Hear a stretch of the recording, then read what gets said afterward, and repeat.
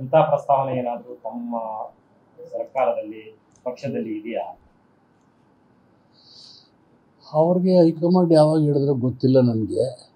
ಆ ಥರ ಯಾವ ಪ್ರಸ್ತಾಪನೂ ಸರ್ಕಾರದ ಮುಂದೆ ಆಗಲಿ ಪಕ್ಷದ ಮುಂದೆ ಆಗಲಿ ಇಲ್ಲ.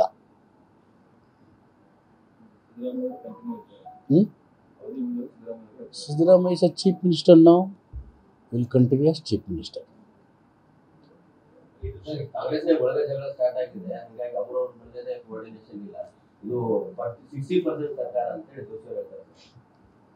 ನಿನ್ನೆ ಯಾದಗಿರಿ ಸಭೆ ನೋಡಿದ್ರಲ್ಲ, 500 ಕೋಟಿ ರೂಪಾಯಿನ ಅಭಿವೃದ್ಧಿ ಯೋಜನೆ. National president ACP Kharge ji, state president deputy chief minister DK Shivakumar, our honorable chief minister, all ministers, all our honorable MLA and MLCs, ಎಲ್ಲ in a mammoth lakhs of people gathering development work ಮಾಡಿದ್ವಿ. 1,00,000 ಜನರಿಗೆ ಖಾತೆ ಕೊಟ್ವಿ. ಇಲ್ಲಿ ಹೊಸಪೇಟೆನಲ್ಲಿ 3-4 ಲಕ್ಷ ಜನ ಸೇರಿ. 23ಕ್ಕೆ ರಾಯಚೂರಲ್ಲಿ ಸಭೆ ಇದೆ. 23rd ಅಭಿವೃದ್ಧಿ ಕೆಲಸ. This is not development, it is not a unity of the government.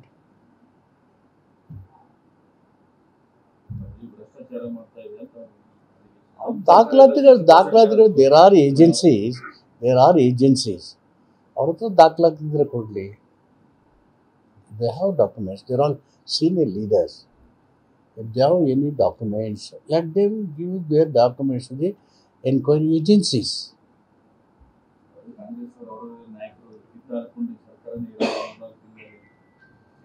ಯಾವ ಕಿತ್ತಾಟನೂ ಇಲ್ಲ ಕಾಂಗ್ರೆಸ್ಸಲ್ಲಿ. We are all united, we are all one. So ಅಧಿಕಾರಿಗಳಿಗೆ ಡಬಲ್ ಮಾಡಲು ಗೊಂದಲ ಆಗ್ತಾರೆ. ಜಾತಿ ಗಣತಿ ಆಗಿ 2013ರಲ್ಲಿ ಸಿದ್ದರಾಮಯ್ಯ ಸರ್ಕಾರ ಇದ್ದಾಗ ಜಾತಿ ಗಣತಿ ಮಾಡಬೇಕು ಅಂತೇಳಿ 160 ಕೋಟಿ ಮಾಡಿ ಅದಕ್ಕೆ ನಾವು ಆರ್ಡರ್ ಮಾಡಿದ್ವಿ.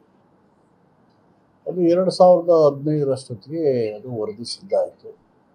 2015-16 ಬಂದಮೇಲೆ 2018ರಲ್ಲಿ ಸರ್ಕಾರ ಬದಲಾವಣೆ ಆಯಿತು. ಆಗ ವರದಿ ತಯಾರಾಗಿತ್ತು. ಅದು ಪುಟ್ಟರಂಗ ಶೆಟ್ಟಿ ಬ್ಯಾಕ್ವರ್ಡ್ ಕ್ಲಾಸ್ನ ಅಧ್ಯಕ್ಷ ಆಗಿದ್ದು. ಆವಾಗ ವರದಿಯನ್ನು ಮಾಡಬೇಕಂದ್ರೆ ಕುಮಾರಸ್ವಾಮಿ ಅವರು ಮುಖ್ಯಮಂತ್ರಿ ಆಗಿದ್ದಾಗ ಅದನ್ನು ವರದಿ ಸ್ವೀಕಾರ ಮಾಡಲಿಲ್ಲ.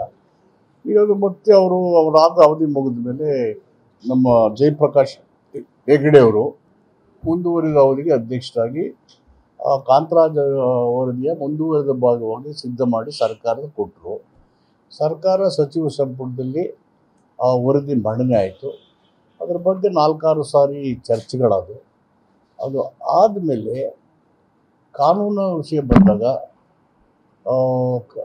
ಸಂವಿಧಾನದ 11 ಮತ್ತು ಪರಿಚಯದ 1 ಕೆಳಗಡೆ 10 ವರ್ಷದಿಂದ ಆಗಿರೋ ಒಂದು ಸೆನ್ಸಸ್ಸನ್ನು ಮತ್ತೆ ಹೊಸದಾಗಿ ಮಾಡಿ ಅದು ಬೇಕಾದಷ್ಟು ಚೇಂಜಸ್ ಆಗಿದೆ. ಸೋಷಿಯೋ ಎಜುಕೇಷನಲ್ ಚೇಂಜಸ್ ಆಗಿದೆ.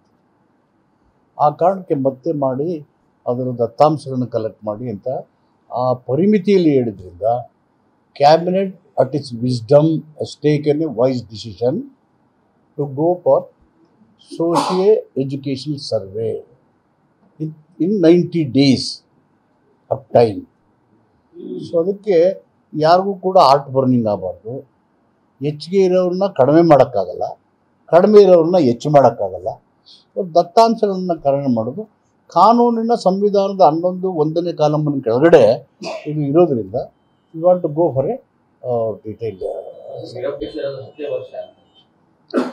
ಅಲ್ಲ, ವರದಿಗೆ ಆಯ್ಸೋದಕ್ಕಿಂತ 10 ಇಯರ್ಸ್ ಆದರೆ ಒನ್ಸ್ ಇನ್ 10 ಇಯರ್ಸ್ ಸೆನ್ಸಸ್ ಆಗಬೇಕು.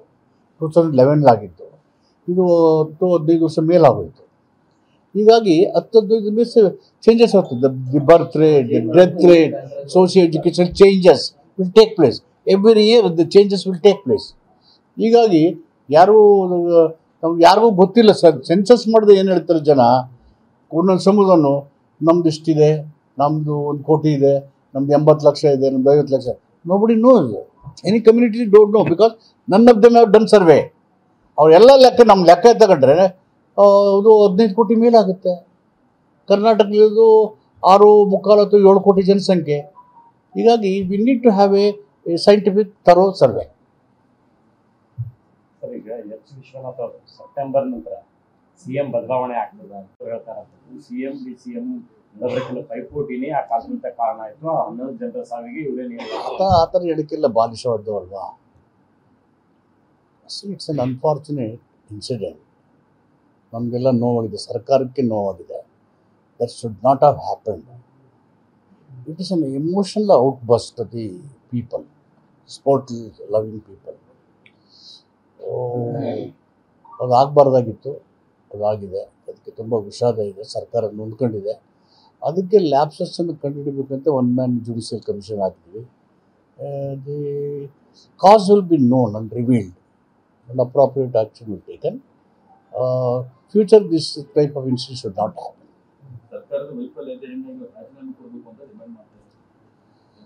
ಇದರಲ್ಲಿ ರಾಜಕೀಯ ಮಾಡೋದು ಮುರುಕ್ತನ.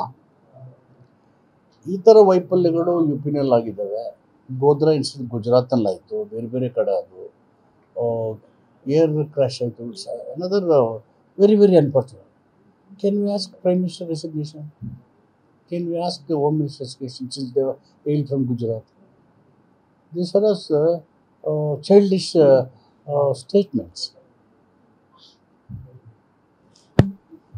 Thank you. ನ್ಯೂಸ್ ಫಸ್ಟ್ ನಿರ್ಭೀತಿಯಿಂದ ನಿಮ್ಮ ಪರವಾಗಿ.